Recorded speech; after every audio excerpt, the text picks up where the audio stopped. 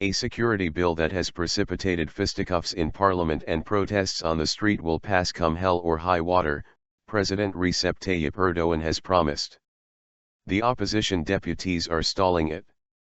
Don't do so, Erdoğan said as he addressed a crowd in the eastern province of Elazığ on February 20. Your duty is to make these laws in parliament, not to block them. One way or another, this code will pass. The president also criticized the fistfights in Parliament's General Assembly, presenting it as a reason to shift from the current parliamentary system to a presidential system. Look what is happening in Parliament these days. Is this appropriate? He asked. You have elected your brother in person, not via deputies. Erdoğan became Turkey's first elected president after the August 10 polls last year. Citizens will head for the ballot boxes once again on June 7 for the parliamentary elections to pick the prime minister. Erdoğan argues that this is an opportunity to grant his former Justice and Development Party, AKP, enough deputies, at least 330 of 550 seats, to unilaterally change the system. This code, which is set to take bold steps in protecting peace and freedoms in the country and struggle against drugs, will inshall pass in parliament one way or another, Prime Minister Ahmet Davutoglu said, repeating Erdoğan's stance, while addressing a crowd in the central Anatolian province of Sivas. Those who have turned parliament into a venue for violence cannot account for it, he said, apparently referring to the opposition. Even though one of his deputies boasted on TV program at having punched People's Democratic Party, HDP, Deputy Ertuğrul Kürkü 4 or 5 times. The government says the code was against drugs and those who provoke or use violence in street demonstrations. Opposition parties earlier this week vowed to stop the draft text from coming to the parliament floor by resorting to delaying tactics such as presenting motions on unrelated subjects. Turkey's opposition fears the government-led bill will effectively create a police state. MP falls down the stairs. Parliament descended into fresh chaos late February 19 with lawmakers exchanging punches for a second time over the bill.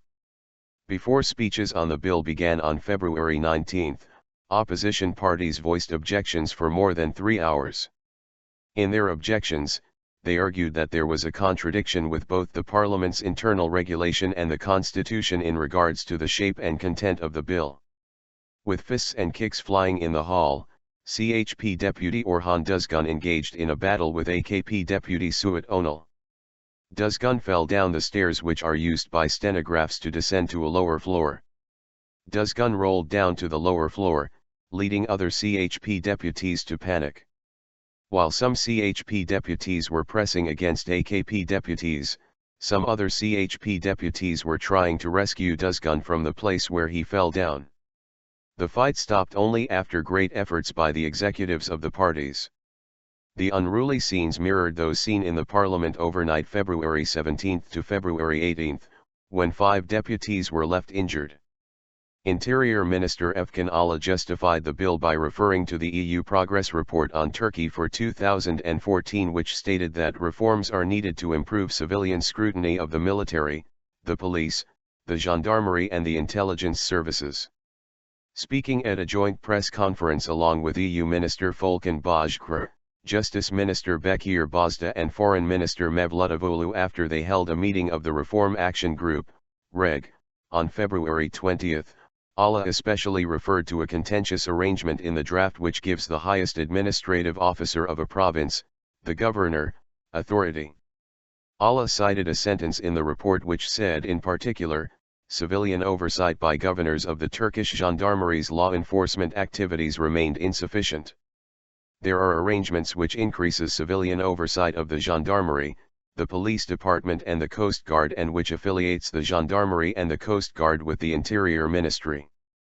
Aren't the civilian will and administration needed to be authorized so that the one who is responsible for maintaining public order fulfills that responsibility in the way the citizen wants? What can be more natural than that? This is a delayed reform, Ala said.